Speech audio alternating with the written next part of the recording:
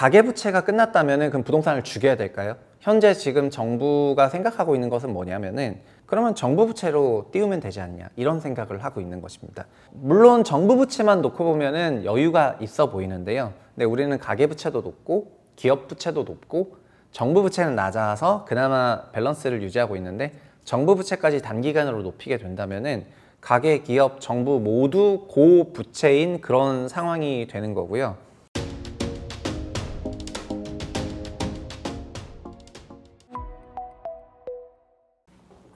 안녕하세요, 최부심입니다. 오늘 한국 부동산 시장 전체적으로 한번 훑어보겠습니다. 한국은행에서 주택의 시세가총액을 연 단위로 통계를 내요. 지금은 언제까지 있냐면 23년 말 통계까지 있는데 23년 말에서 24년까지는 실거래 지수를 곱하면 되니까 어쨌든 24년까지는 제가 좀 있다고 생각을 하고 24년은 추정치긴 하지만요. 이렇게 그림을 그려왔습니다. 보시면은 이 녹색 선은 뭐냐면은 주택의 시가총액이 지금 올 24년 말 기준으로 한 7천조 원 정도 되거든요. 그 7천조 원을 GDP가 2,550조니까 작년 기준으로 7천조 원 나누기 2,550조를 하면은 2.7배 정도 되는데 이렇게 시장 가격 전체를 GDP로 나눈 것을 보통 버핏 지수라고 하죠. 버핏이 이런 방식으로 증시의 고평가 저평가를 조금 파악을 했었거든요. 그래서 한국 같은 경우에는 증시 대비해선 부동산이 확실히 압도적으로 높습니다. 우리나라 주식시장 시가총액은 2,500조가 안 되죠. 그래서 GDP 한 배 미만인데 부동산은 엄청나게 높다. 그러면은 GDP라는 거는 결국 국민 총 생산이니까 결국 우리나라의 생산 대비해서 자산 가격이 몇 배냐라는 거는 생산은 결국 우리의 소득이기도 하거든요. 국민 소득이기 때문에 우리 소득 대비 얼마나 높냐라는 그런 개념이 되는 것이고 그런 의미에서 버핏 지수가 그 국가 특정 자산이 얼마나 강세인지 약세인지를 파악하는 데 매우 용이합니다. 그게 녹색 선이에요. 연두색 선인데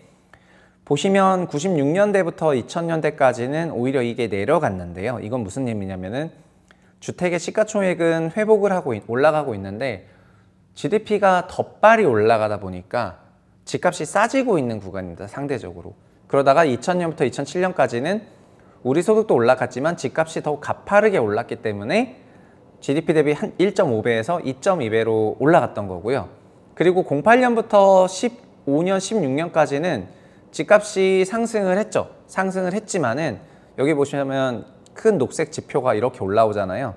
올랐음에도 불구하고 우리 GDP도 같이 올랐기 때문에 이 비율이 2.2배로 계속 동일하게 맞춰져요. 그래서 2008년부터 2016년까지는 주택가격이 너무 비싸다 이런 생각이 안 들고 그냥 주택가격은 적당히 늘 비싸지만 우리가 대출받고 집 사는데 문제가 없다라고 생각을 하시면 될 것 같습니다. 그것이 2017년부터 치솟았죠. 특히 2017년, 18년, 19년, 20년, 21년 이 5년 동안에 엄청나게 치솟았고 이게 문재인 정부 때 이렇게 크게 가파르게 올랐습니다.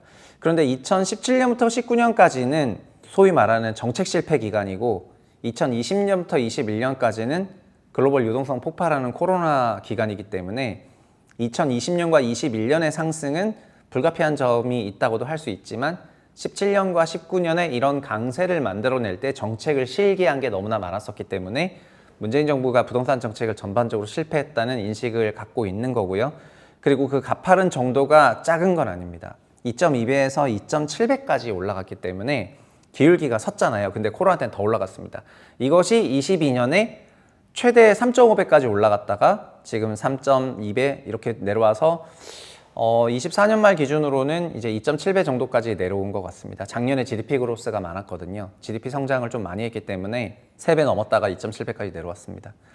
그리고 시가총액이 순수하게 얼마나 올랐는지를 보면은 결국 02년에서 07년 많이 올랐고요. 그리고 17년에서 21년 많이 올랐다고 했는데 20년과 21년은 주택 시가총액이 1년에 1000조씩 올랐습니다. 주식시장 절반만큼 올랐다고 생각하면 돼요. 1년에. 이 정도 올랐으면은 저희 코스피가 5천 간 거죠. 지금 우리 코스피가 2천조가 올라가면은 5천 가거든요.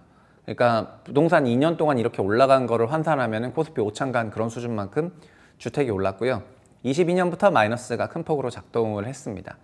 그리고 이게 전국 레벨로 말씀을 드린 건데 서울만 보면 서울도 약간 유사한 그런 흐름을 보였다고 말씀을 드리겠습니다. 서울의 GDP는 GRDP라고 해가지고 서울 지역의 그 총생산을 의미하는 건데 이걸 보시면은 여기도 전체적으로 싸지는 구간이 존재하다가 17년부터 튀기 시작해가지고 어디까지 올라가요? 4,800까지 올라갔어요. 그러니까 서울의 GRDP 대비해서 서울의 주택 시가총액은 4,800까지 올라갔고 그 시가총액 상단이 2,800조까지 올라갔었습니다. 보시면 2,500조 원대니까 2,400조 원대까지 올라갔다가 지금 내려서 4.2, 여전히 높은 구간이라고 말씀을 드릴 수가 있을 것 같고요. 그리고 이런 방식에서 부동산을 바라보게 되면은 결국 우리나라는 그 주택 시가총액이 크게 올라갔던 기간에 예외 없이 나오는 게 그 대출이 크게 늘어나는 모습을 확인할 수가 있거든요. 그래서 보시면 지금 정부 부채가 얼마다, 가계 부채가 얼마다, 기업 부채가 얼마다 이런 얘기를 많이 하는데 우리나라가 가계가 대출을 큰 폭으로 늘렸던 기간은 IMF 이후였습니다. IMF부터 이제 07년. 그러니까 요 기간이 IMF가 어떤 의미가 있냐면은 기업이 도산을 하니까 가계 부채를 중심으로 그 위기를 극복을 했죠. 그래서 GDP의 50%였던 가계대출 수준이 IMF 극복하는 그 과정에는 바로 GDP의 70%까지 올라가게 되고요. 한 3년 만에 부채가 20%포인트가 올라가게 된 겁니다. 부채 비중 50에서 부채 비중 70으로 이때 다 올라간 거고, 그래서 IMF 극복은 어떻게 극복을 했다? 가계대출 성장으로 극복을 했고요. 그리고 코로나 위기도 마찬가지인데 코로나 위기는 이때도 가계대출이 100%까지, 그러니까 85에서 100까지 15%포인트 올라갔거든요. 그래서 요때 빚내서 집 사라 하는 그 시기와 맞물리죠. 그러니까 정확히 2014년부터 2014년에 GDP의 80이었는데 2021년에 GDP의 100까지 올라갔기 때문에 2014년 빚내서 집 사라의 결과는 우리나라 가계부채가 GDP 80에서 GDP 100까지 올라간 거고요. GDP 100까지 올라가다 보니까 여기서부터는 경고가 나오게 되는 건데, 왜냐하면은 가계부채가 GDP의 90%가 넘어가면은 성장에 악영향을 준다는 형식의 과거 연구도 있었고, 그게 지금 아니다는 연구도 있고, 서로 설왕설래가 있고, 한은에서도 공식적으로 이런 얘기를 하고 있기 때문에 결국 이 얘기는 뭐냐면은 우리나라가 가계부채 중심으로 부동산을 띄우던 시기는 97년부터 2021년까지였는데 그 기간이 사실상 끝났다는 얘기가 되는 거죠. 가계부채 중심의 부동산 시장은 이제 끝났다, 그렇게 생각을 하면 되겠습니다. 그래서 지금은 어떻게 하고 있냐면은, 그럼 가계부채가 끝났다면은 그럼 부동산을 죽여야 될까요? 현재 지금 정부가 생각하고 있는 것은 뭐냐면은, 가계부채 시대가 끝났다면은 그러면 정부 부채로 띄우면 되지 않냐, 이런 생각을 하고 있는 것입니다. 왜냐하면 정부 부채는 여전히 GDP의 60% 수준으로 여유가 있다고 생각을 하는 거거든요. 물론 정부 부채만 놓고 보면은 여유가 있어 보이는데요. 근데 우리는 가계 부채도 높고 기업 부채도 높고 정부 부채는 낮아서 그나마 밸런스를 유지하고 있는데, 정부 부채까지 단기간으로 높이게 된다면은 가계, 기업, 정부 모두 고부채인 그런 상황이 되는 거고요. 이 셋 다 고부채인 그런 나라가 생각보다 많지가 않아요. 중국 얘기를 하고 일본 얘기를 하는데, 일본은 정부 부채가 많죠. GDP의 2.2배가 넘어가니까요. 정부 부채가 엄청나게 많지만 가계부채가 아주 열악하죠. 가계부채가 얼마 안 되죠. 미국은 황금 밸런스를 유지하고 있죠. 가계기업 정부가 다 80% 언저리의 그 황금 밸런스를 유지하고 있는 그런 상황이고, 우리는 가계부채가 높고 100 찍었다가 지금 90으로 내려왔고, 기업부채는 120을 넘어가고 있죠.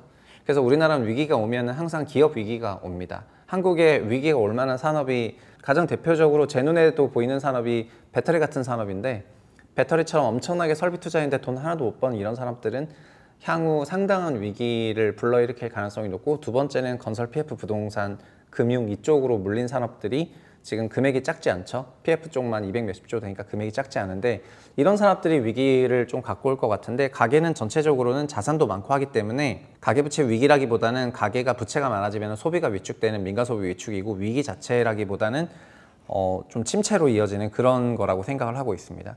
그런데 정부가 결국은 여유가 좀 있으니까 지금은 다 확장적으로 이런 정부 지출을 늘리겠다는 방식으로 정책을 짜고 있는 그 와중에 이제 금융부처에서는 어떤 식으로 나오는 거냐면은, 그럼 정부 대출로 부동산을 더 계속해서 부양을 이어가자, 이런 생각이 지금 소위 모피아, 금융관료라고 부르는 모피아 세력의 코어 아이디어고요. 이게 지금 각종 정책으로 나온 것들입니다. 특례보금자리론, 신생아론, 지분형 모기지, 생애 최초 후순위, 앞으로도 여러 이름이 있겠지만 이런 것들이 계속해서 나올 거라고 생각을 하고 있다, 이 말이죠. 결국은 지금 우리나라의 역사에서 이제 가계주담대의 시대가 끝나고 정부주담대의 시대가 열리냐 안 열리냐, 이거를 바라봐야 되는 게 다음 새 정부 출범 이후에 가장 중요한 키팩터라고 보여지고요, 부동산 시장에. 그리고 가계는 어떤 의미에서는 가계소득 증가율 대비해서 주택가격이 이미 너무 높아져 버렸기 때문에 이 높아진 가격에 우리 현재 가계소득으로는 대출을 받아가지고 집을 사고 이런 것들이 굉장히 어려워졌습니다. 어려워졌고요. 그러다 보니까 정부가 보조해 줄게라고 하면서 자꾸 그 속삭이는 건데, 그 근간에는 정부 대출 늘려가지고 성장을 해야지 앞으로 또 25년간은 이렇게 또 계속해서 부동산 시장 부양하겠구나라고 하는 금융 관료들의 그 핵심 아이디어가 여기에 녹아있다라고 말씀을 드리겠습니다. 그래서 새 정부 들어가면은 이런 정책들을 쓰는지 안 쓰는지 계속해서 날카롭게 지켜봐야 될 것 같고요. 이걸 쓰게 되면은 지금보다 더 높은 레버리지로 주택 가격을 부양시키는 효과가 나기 때문에 LTV 70, LTV 80, 90으로 높여버리면은 주택가격이 무조건 뜨거든요. 그래서 이게 어떻게 보면은 주택을 몇십만 채 공급하는 것보다 더 중요한 가격 결정 요인으로 작동할 거니까 두 눈 크게 뜨고 다 같이 지켜봐야지 될 것 같습니다. 금융 관료들은 결국 우리나라를 부채의 나라로 만들어 가고 있는 건데요. 이게 진짜 잘하는 방향인지는 잘 모르겠습니다. 여기까지 하겠습니다. 감사합니다.